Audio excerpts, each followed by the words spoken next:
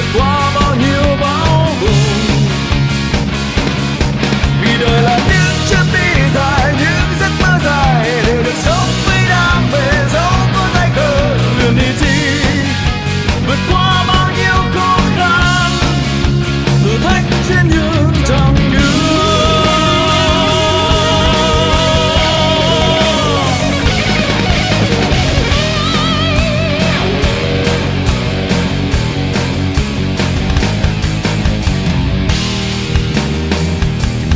Nổ máy đi cùng bạn bè ta đam mê những cung đường dài, rồi ngược miền xa lắc lơ để bánh xe cuộc đời là niềm vui khám phá.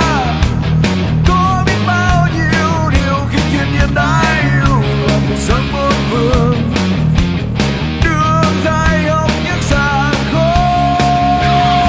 Vì đời là những chuyến đi dài, những giấc mơ dài để được sống với đam mê, dẫu có tay cờ rồi còn lưu vượt qua